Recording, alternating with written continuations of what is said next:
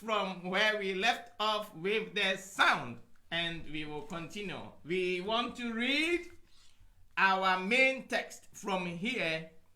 If you joined us in the midst of this sound thing, which I'll consider as another storm, which I will talk about today, you are welcome. We are talking about the Eagle Christian, and we are looking in this way at the victorious Christian living.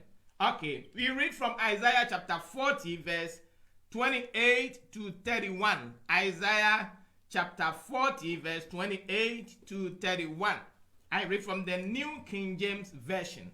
Have you not known? Have you not heard?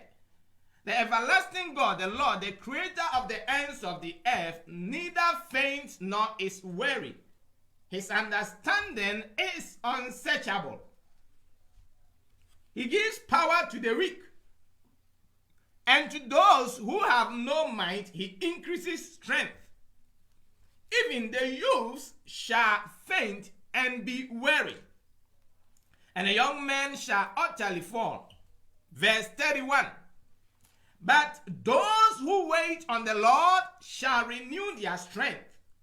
They shall mount up with wings like eagles. They shall run and not be weary. They shall walk and not faint. Amen. This is the word of God to us, those who wait on the Lord.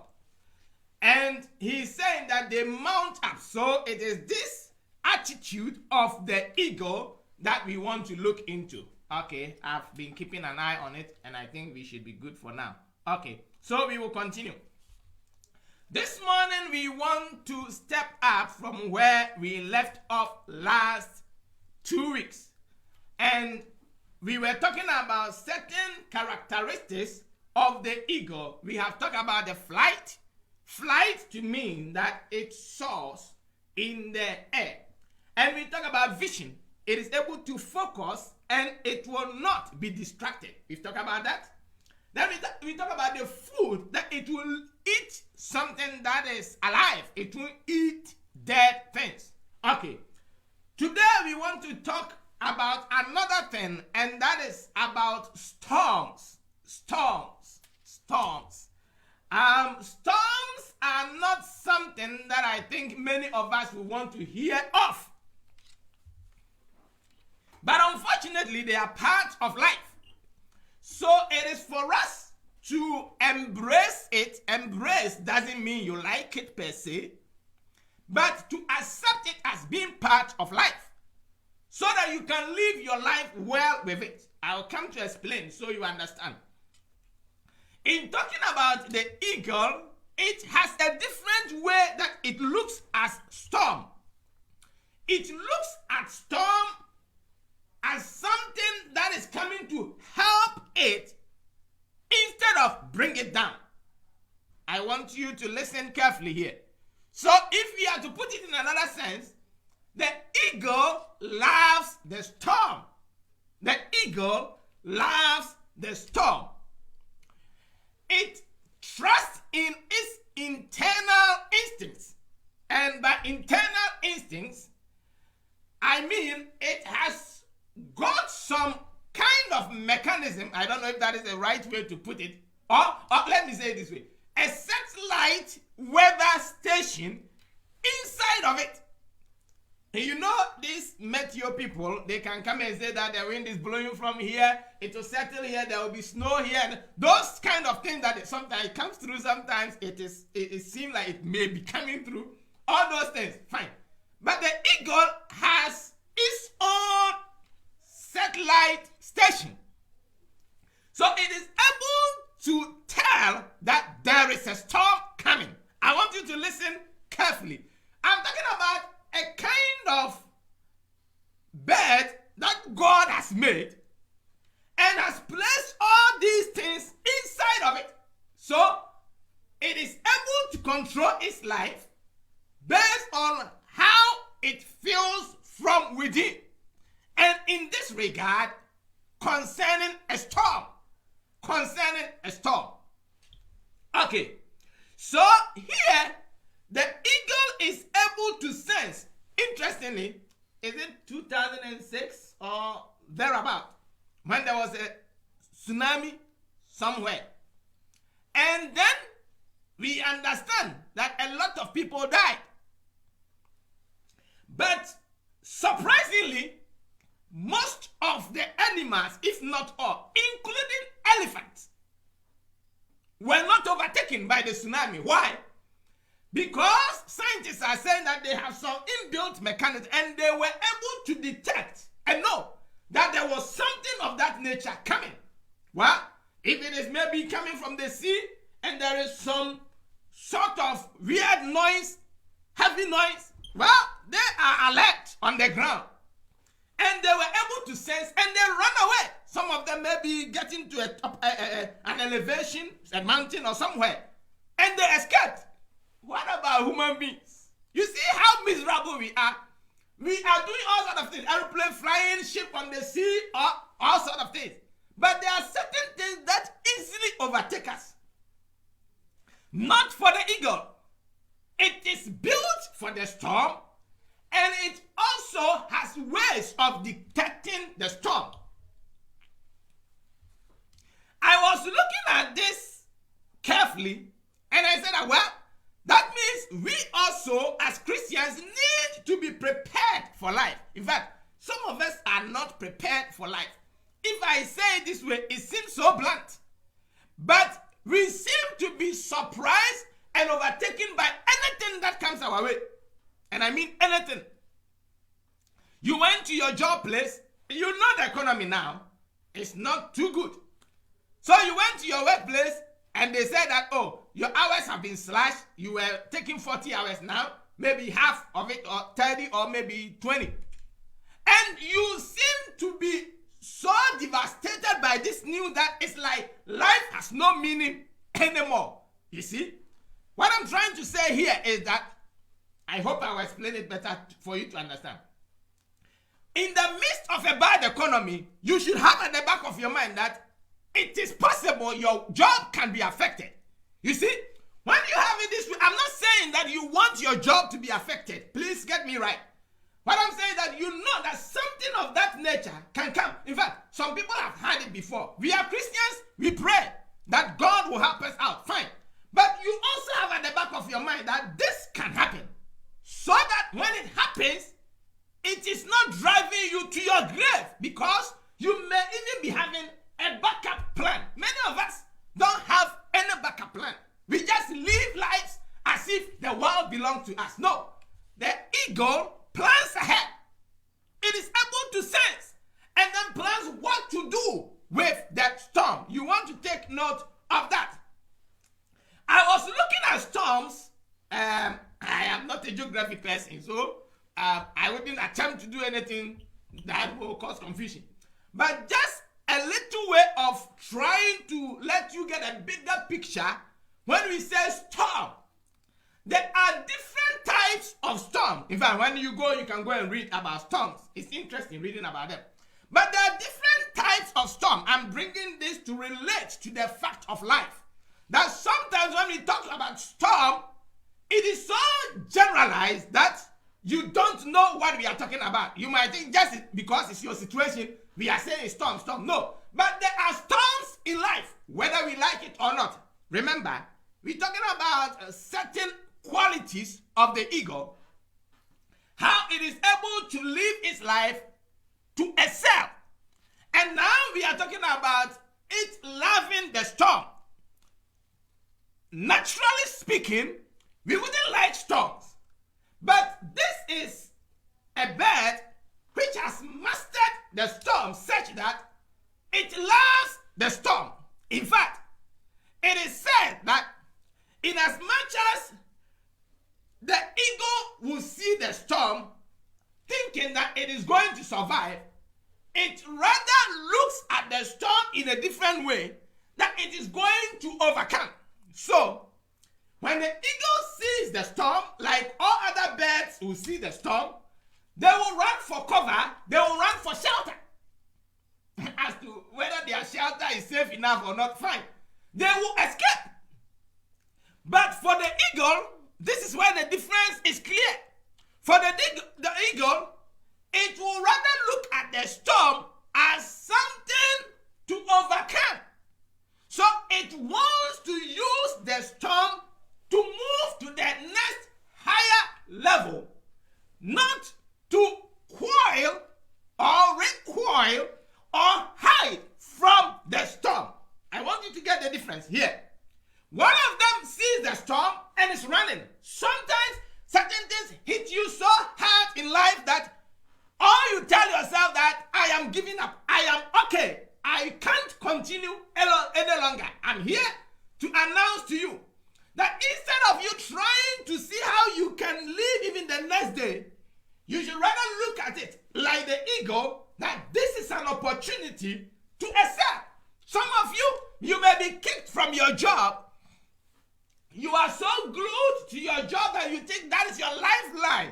It might be true to some extent. But I'm here to announce to you that one day that you may lose that job and think that that is your end, it is the day that God might be giving you your dream job. In fact, you might be a floor member, I don't know, the operative, warehouse operative, something, but you might be moved from there thinking you have lost the job, when others will think this is my end. You would rather go and get another job. Well, it may not be immediate. It can take about a week, 2, or even a year. But I'm trying to say that the storm will hit.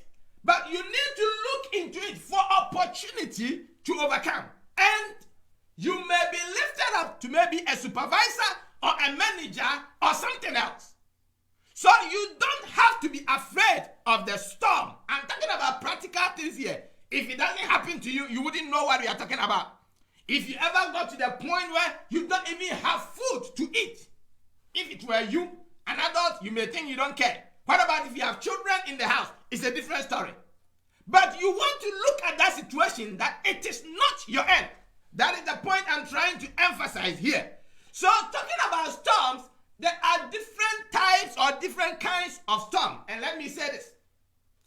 What might be a storm to one person may not necessarily be a storm to another person. Somebody might not have given birth to children. It might be a storm, a challenge that they are facing in life. In fact, they wish they never existed. But there's another person who doesn't have children, and they go to church every day thanking God that they don't have children, because in their life, they feel like they don't want anybody to disturb them, and they don't have time to take care of anybody. So to them, they don't need a child. So if they see you, and even when you are praying, weeping about children, they don't see what you are talking about. Because they will feel like you should rather be thankful to God. You see, some people have different things that they look for in life. And in that regard, different things are also thrown at us. Somebody wakes up in the morning. In fact, by the time they realize they haven't eaten for the day, it might be about 5 p.m.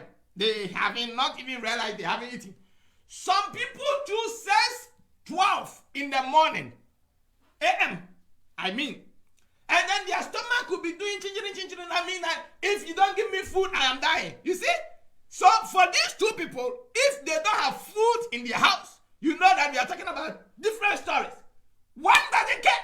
It's not a prayer topic. The other one too may be lying down in church, and they may not even come on because the whole world is on them. So seeing life in this way will help you, number one, because you see that your challenge may be different from another's challenge. In fact, that is why you don't have to be competing with people, because all of us are different. Amen. Let me move on with the storm. I wouldn't be here to explain it. I will generalize them. We have hailstorm. We have thunderstorms. In fact, we have ice storms. Some of them, I was hearing them for the first time anyway. And depending on which area you live, in fact, I've lived in Africa before, and over there where I live, there was nothing like snow. At best, I will see it on TV, and it will be like, what are they doing with it? It's one thing seeing it on TV. I have been outside of my country before, and I have seen snow. And over there, I saw the difference between what I was seeing on TV and what I was seeing in reality. In fact, there is something that at some places they call something black ice. When you have the snow after some time, you get the black ice, which is beneath that snow when it's melted. Many a times we don't hear about that, or we may not see it on the TV. In reality, you see it is slippery when you are driving on it. So I'm talking about certain things that you may not have a good idea of them if you have not seen it. But that is not the issue.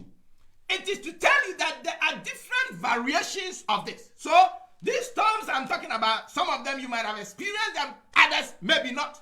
But it is to let you know that they all exist in different forms. And in talking about that, you want to relate the situation, the challenges. This morning, the focus here at this point is on challenges in life. And we are saying that for the eagle, he wants to master it. The eagle will take advantage of the storm. I'm stressing on this because you ask yourself, how does it do it? Okay. So coming back, I've mentioned hailstorm, I've mentioned thunderstorms, ice storms, then we have tornadoes. Tornadoes. If you have ever experienced tornado, you know that that is not fun. And then we have hurricanes, we have lightning, we have heavy snow, and we have floods, tropical storms. Tropical storms, the name sort of explains it. You can think about more. But what I'm trying to say is that, you see, all these ones are different. In fact, if you are talking about tornado, and that's some of the tornado, they come with some strong winds, and some of the winds can be about 300 miles per hour.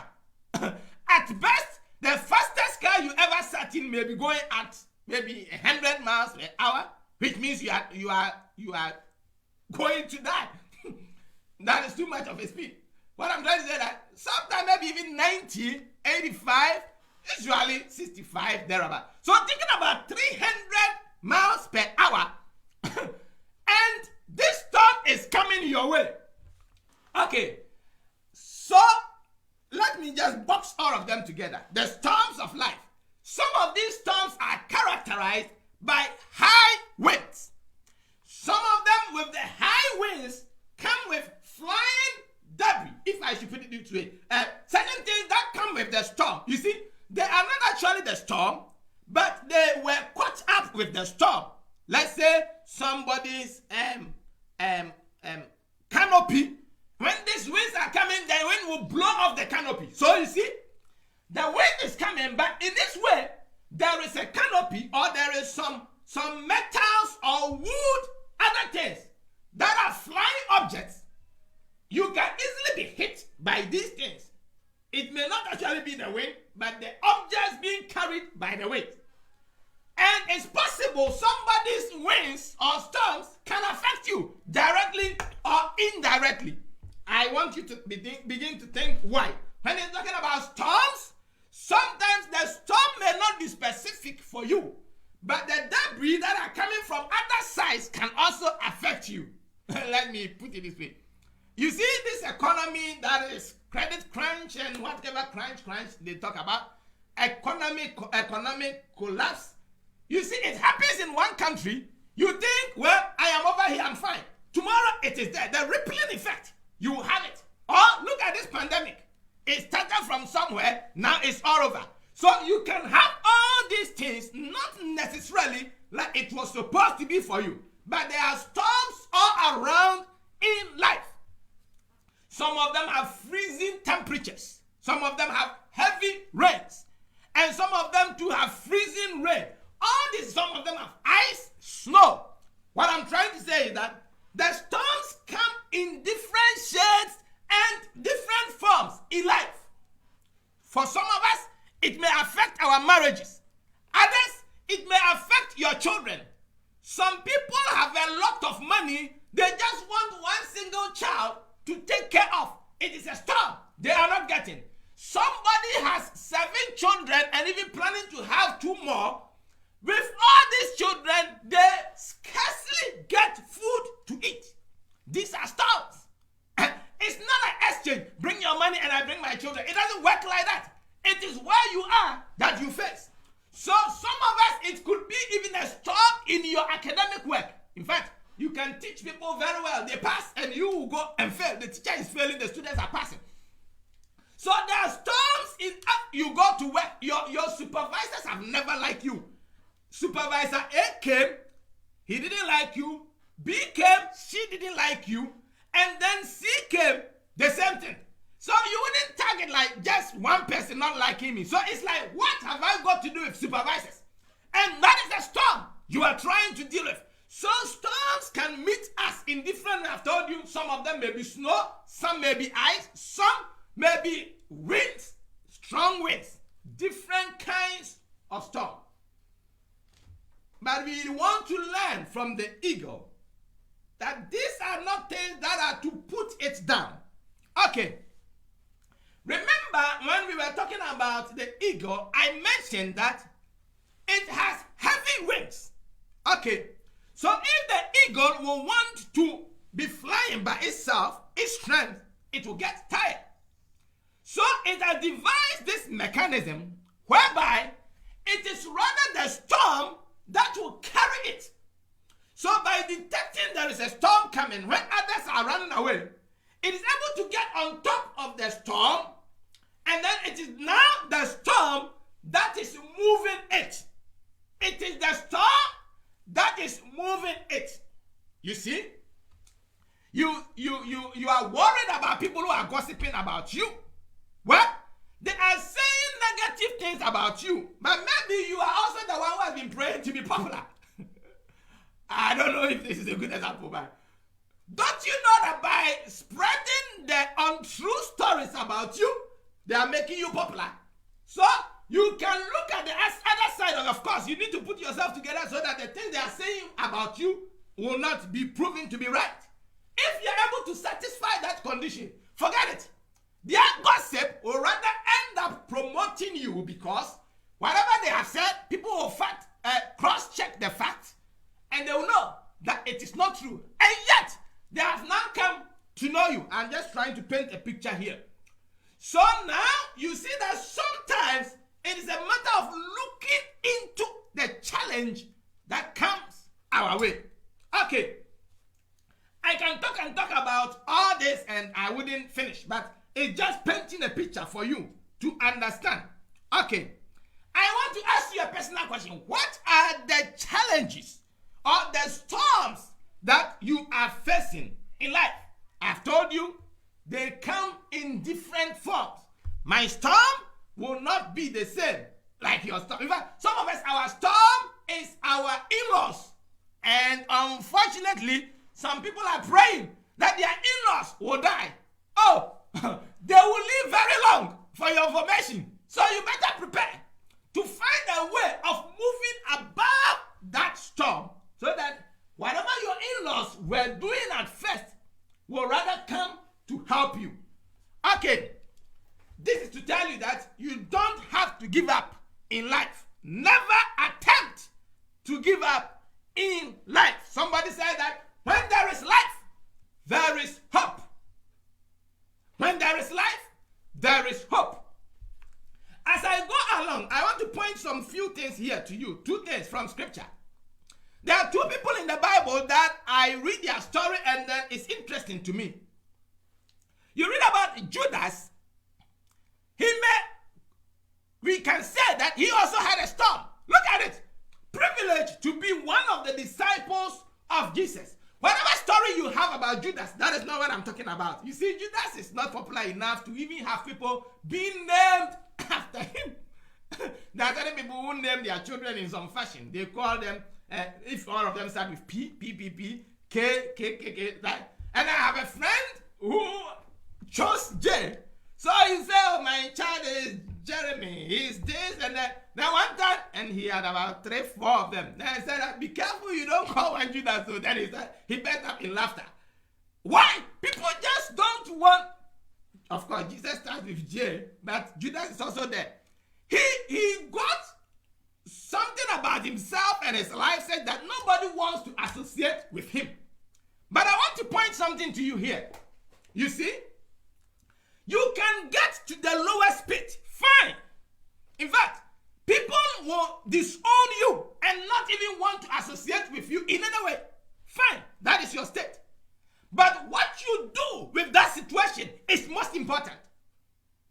I'm talking to somebody on the line right now. What you do with that situation is the most important thing. I'm not talking about what other people do. What you do. Okay, let's take this. Judas, having been with Jesus, being with the money sack to mean there was money. He is the treasurer, financial secretary, or financial minister, whatever name you want to give to him, fancy name, fine. And whatever he was doing with the money, even that way Jesus has not complained. Fine.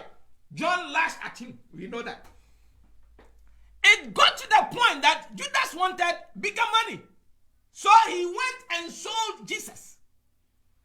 And then he comes back by way of introducing the one he has sold. He went and kissed Jesus. And Jesus said, "Oh, Judas, so you are betraying me with a kiss?" That is enough of a devastation. In fact, enough to bring you down. So if I didn't see anything at all, this Jesus, this is what I did to him. Fine. After everything, the man came back to himself and knew that I have betrayed an innocent blood. What did he do?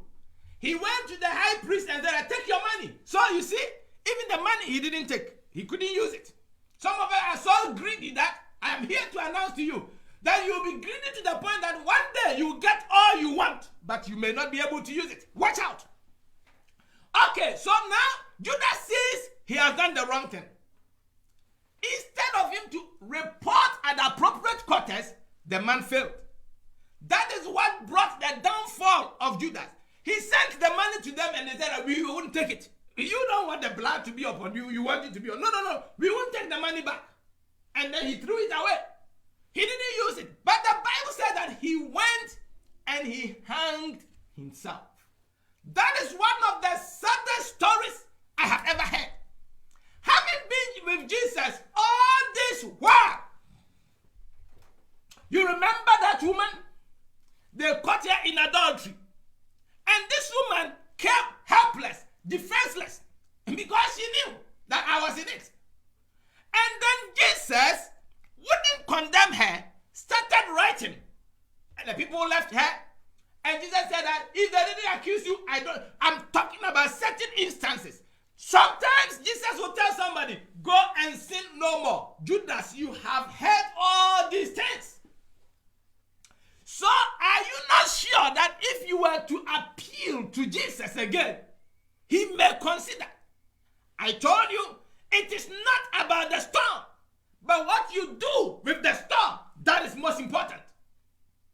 I believe all the disciples may be disappointed about Judas. "Oh, so is that what you did to our master? Fine, I have done it. What again? I can rise again." And some of you are debating about if Judas have not, how do they say it? If Judas had not betrayed Jesus, how would he have died and then we will be saved? And I tell people that Judas, that job was not voluntary. It is not a volunteer's job. Judas didn't volunteer to do it for us. It was out of his greed and his deviant behavior. Okay, a story for another time. What I'm trying to say is that all of us, including you and I, we have betrayed our Lord and continue to betray him. Yet, he has not disowned us. That is how gracious, loving, and merciful he is. Judas, storms. I'm talking about storms. Maybe you are being hit so much with certain storms, you are nearly giving up in life. No. I'm here to announce to you, no. That is not the route to take. You want to hold back and begin to reason with me here on the line that there is something better that you can do. Judas, if he had lived his life, he would have become one of the apostles of the Lord Jesus Christ. Remember, Jesus went to pray before selecting the 12. And I wouldn't think of that as a mistake. But life situations will not always be the one that we want. So Judas comes back and decides to take his life. He killed himself. Not too long, we hear of the proceedings, and now Peter had been told that before the cock will crow for 3 times, and you would have denied me 3 times. Peter couldn't take this and said that this cannot happen to me. For your information, Peter. Well, the Bible says that he was following at a distance, and then later they questioned him, you are one of them. And then this man started swearing. And then when he heard the sound of the cock, it's like, oh, this thing has come through. And the Bible said that he wept bitterly. If you have never wept bitterly before, I have, so I know what that means. You will not understand what it means to weep bitterly. Peter wept bitterly. It's like, how come this should happen to me? Some of us, the storms that come into our life drive us to a place of hopelessness. I'm here to announce to you that it is what you do with that situation. Peter, I believe, might have resolved that no more. It can't happen again. For me to deny my Christ, no way. You come to Acts chapter 1, and then you go to chapter 2, when they have gone to wait after getting a replacement for Judas, who was gone, and Peter, who stayed. In fact, all the other disciples, if you read scripture, it will tell you that when Jesus was arrested, they scattered. Are you not going to defend your Lord? Are you not going to fight back for him? They are gone. So, you see, it is not any strange news. I'm not supporting what Judas did. That is not the point. What I'm saying that he slipped off big time. But there was a chance. There was a chance. So for you to be thinking, in fact, some of us have gotten to the point that we don't want to share even the challenges with anybody because we are refusing to have a remedy for it. We are making up our mind for what we want to do next. You want to be mindful of that. Life is precious. And God has given it to you for you to make an impact in your generation. That is not your end. He didn't create you for that. So 2 groups of people, Judas, realizing his situation, destroys his life. Peter comes back. And no wonder after they have received the baptism of the Holy Spirit, and people were saying that they are drunk, they are this, they are that. Peter comes out and says, today, here am I. It's no more like that time, oh, I'm not going to hide. I am going to speak out. You see? So this is a man that has gone to the lowest valleys, but now he is set on a hill, standing for his Lord.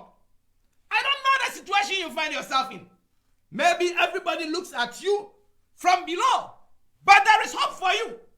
You want to take advantage of the storm. You want to begin to ask yourself, what has the storm got for me? Instead of thinking that the storm is going to take you down, you want to look at the opportunities in that storm. I will want to maybe conclude on this by talking about something that happened in scripture, which I believe throws more light on us taking advantage of the storm. Remember, this morning we are talking about the eagle, and we are saying that some of the characteristics of the eagle is that it loves the storm. But we understand that storms are not so good and appealing. In fact, if you ask me, I wouldn't choose storms. But they are part of life. And because of that, the eagle is so smart to think of it that if it is part of life and I cannot avoid it, I would rather want to use it to my advantage. Okay. Let me give you an example here. There are certain credit cards. Credit card is a pit. If you are not careful, you will fall in it, you will never come back. But some credit cards, this is what they do. You make purchases and then they give you some, bonus or whatever. Small amount, but at least, even if you got $5, depending on how much you spend anyway, if you got $5 a month. It's a way of trapping you getting it. But some people have been able to master it, say that they will use their card, pay it off, and then those bonuses become extra money they are getting. Even if it is $2, they don't lose anything. But some people will go into this same thing, and then before they realize they are thousands of dollars in debt, and they can't pay. Are you getting it? It is the same card given to the same group of people. Of course, people will have different backgrounds, their job and their income and other things. That is not what I'm talking about. I'm trying to paint the picture here that one is able to use it to benefit from it. Another one uses it and it's a disaster. So you want to look at the storm in this way. Okay. I want to move on quickly and then I may be concluding from here. One other thing that you want to look at from scripture, as I said, is about Paul and Silas. When they were put in prison. In fact, I want to read the scripture quickly. I don't know if I have enough time to read all of that for you. Maybe I will point out some few things. Let me quickly read. Acts chapter 16, verse 22 to 36. If you don't finish, we will continue another time. Then the multitude rose up together against them, and the magistrate tore off their clothes and commanded them to be beaten with rods. And when they had laid many stripes on them, they threw them into prison, commanding the jailer to keep them securely. Having received such a charge, he put them into the inner prison and fastened their feet in the stocks. But at midnight, Paul and Silas were praying and singing hymns to God, and the prisoners were listening to them. Suddenly, there was a great earthquake, so that the foundations of the prison were shaken, and immediately all the doors were opened and everyone's chains were loosed. And the keeper of the prison, awaking from sleep and seeing the prison doors open, supposing the prisoners had fled, drew his sword and was about to kill himself. This is where the point is. But Paul called with a loud voice, saying, "Do yourself no harm, for we are all here." Then he called for a light, ran in and fell down trembling before Paul and Silas. And he brought them out and said, "Sirs, what must I do to be saved?" So they said, "Believe on the Lord Jesus Christ and you will be saved, you and your household." Then they spoke the word of the Lord to him and to all who were in his house. And he took them the same hour of the night and washed their stripes. And immediately he and all his family were baptized. Now, when he had brought them into his house, he set food before them. And he rejoiced, having believed in God with all his household. And when it was day, the magistrate sent the officers, saying, "Let those men go." So the keeper of the prison reported these words to Paul, saying, "The magistrates have sent to let you go. Now therefore depart and go in peace." Okay. There is a lot loaded in this passage of scripture that we have read. I'm not sure whether I'll be able to talk about all of them. But I just want to point some few things to you. In talking about that giving up in life because of storms, because of challenges.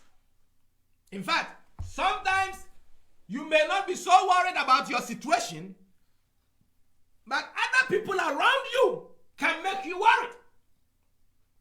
You see, there was a time I heard about a sad story back at home where people live in compound houses. Compound houses, like many of you live in the same place that you come out of your room, another person comes out of their room, and it's like you meet. So there's a common space. And this woman was struggling financially, so there was no money. But in a compound house, you see, there are spectators in life. Don't waste your time on them. So in the compound house, everything that you do, because everything is common, people see it. So you even buy a new car, everybody will see because you park at the behind the house, and you buy even new furniture and everything. Your child goes to school, their uniform. Everybody, the day you change the uniform, everybody sees all those things. So people are also aware when you are cooking and when you are not cooking. So they can tell whether you are poor, you are starving. These are the challenges. And I understand there was this woman who will have to go inside a room for a while, and then will put like the bowl with the cover, the lid on it, and back at home they call that something, the towel that we use to bath. There is some of them, like it's a rag, but it's heavy. Then she will use to cover the lid, and then take the food, and it's like trying to drain the water off. When you cook, that is normally how you drain the water. But she wouldn't cook outside. She would want to cook inside her room. What she was trying to do is that she will put the towel in the bowl and bring it outside, and then try like she is draining the water from it to paint a picture that she has also cooked something. I heard that story and I was so sad.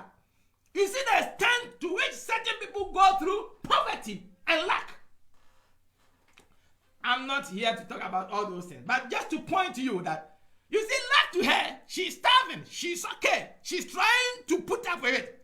But the other people too, because of gossip, they will talk about her. So she has to put up a brave face, trying to let them know that I have also cooked. In fact, what goes on later in the room, nobody knows. They don't eat because it's not food. Sometimes you may want to appease other people. You may want to satisfy them. When you yourself are in difficult situation, well, that is life. The Bible tells us that there was Paul and Silas. They have gone to do the work of God. There was this lady coming around them, and then they cast a demon out of her. And it became an uproar. People started chasing them. They beat them, and they put them in prison. Okay. So over here, these men of God, going to do the work of God, have been put in prison for something that wasn't wrong by itself. Fine. They didn't want to worry about that. It's a challenge. Why are we in prison? After all, even if we are not in prison, we could be going out to preach the word. We are trapped here. They were not bothered. I'm not saying you shouldn't worry about the challenges that come your way, but you don't have to be overtaken by those challenges. At night, instead of worrying, some of us, we are going to be killed by our worries. We worry too much. Your husband comes and says, what is going on? What is wrong? He said, nothing. Nothing, you keep on worrying. You sit down quiet for 30 solid minutes. You don't talk to anybody. And you know internally something is wrong. You don't even want solutions. These people didn't bother. They resorted to prayer and praise. So in the prison, they said, well, we are welcome. They welcomed themselves. They sat there. They were praying. And the Bible said they were singing hymns. So in that situation, they were moving above it. I don't even know whether in their busy schedule, this is an interesting part. In their busy schedule, they were not getting time to maybe pray more or maybe praise more. But now, a simple break given them at prison, they step up, prayer and praise. And the Bible says that everybody heard them. Okay, then the chains, there was a localized earthquake, and the chains fell off their hands. As if that was not enough, they did not run away. You see, they are not being dictated to by the challenges. Some of us, challenges dictate to us. My time is up. So when this happened, the jailer, the Bible says that they were entrusted in his care. He has to take care of them so that they will not run away. He woke up from sleep, and then he saw that the doors were open. Immediately, his thought was, I have to kill myself because they are gone. Why? He is afraid of what was going to happen to them. I may have to run up with the time, but let me finish up. You see, when they saw him, thank God, Paul saw him and said, don't do yourself any harm. We are here. And that was enough for him to relax. You see, you went to the job place, they said, don't come again. Even the way they say it is not nice. You are fired. Fired for what? Okay, go. And then that was the end of your work. If somebody met you outside and said, They are taking up new people here. Even there is managerial position and others. You see that kills off the old vibe. I pray that even as you step out from here, listening to this message, somebody may give you a message like that of Paul, that don't kill yourself. We are here. And I want to announce to you, don't kill yourself. No matter what you are going through, don't kill yourself. And then the man relaxed. And then he surrendered. Now, he's the jailer who has surrendered to those who have Christ. He said, what should I do? They said, believe on the Lord Jesus Christ, and you will be saved. Not just you, but your household too. That was good news. If you continue to read, the Bible said that when he had done that, he was filled with joy. But the other part, I'm trying to rush here. The other part that interests me is that the Bible said that the next day, the magistrate told him that go and release those people. Now I say, you see? So this man was going to kill himself because of people that he thought had run away, not knowing that even the next day they were to be released. Beloved, you might be in a tough marriage. You might be in a certain situation. I understand some people go to medical schools, they fail some exams and they feel like they want to take their life off. Situations that come your way and you want to end. Maybe you are thinking of committing suicide. Even right now that you are listening to me, I want to tell you, don't do yourself any harm. There is a better life out there for you. When there is life, there is hope. For the eagle, it wants to take advantage of the storm. Yes, there are storms. They will hit you hard. But you want to look at the ways of escape. And you want to take advantage of them. And you can use that storm to soar. I want to end here. Next week, God willing, we will continue from here. If you're on the line and you are like the jailer who didn't know Christ, and because of that, certain things came their way, and then they wanted to kill themselves. You want to surrender your life to Christ. He said, what should I do? Paul said, believe on the Lord Jesus Christ, and you will be saved. When you are saved, you get the protection of the Lord. No wonder he got joy instead of committing suicide. Wherever you are, if you want to accept Jesus as your Lord and Savior, you want to lift up your two hands and I will pray with you. You want to repeat this after me. Lord Jesus, I thank you for today. I admit that I'm a sinner and that you died for me. Therefore, I accept you as my Lord and personal Savior. I will serve you all the days of my life. Amen. Please put your hands down and then we will pray together. Father, once again, we are grateful unto you for this morning, for all that you are teaching us, and most especially for life that have been surrendered unto you. I pray, lifting them up unto you, that you will let your spirit guide and lead them. Father, you reveal yourself unto them, that they can have relationship with you and see that you are the one who restores our lives and you are the one who gives us life.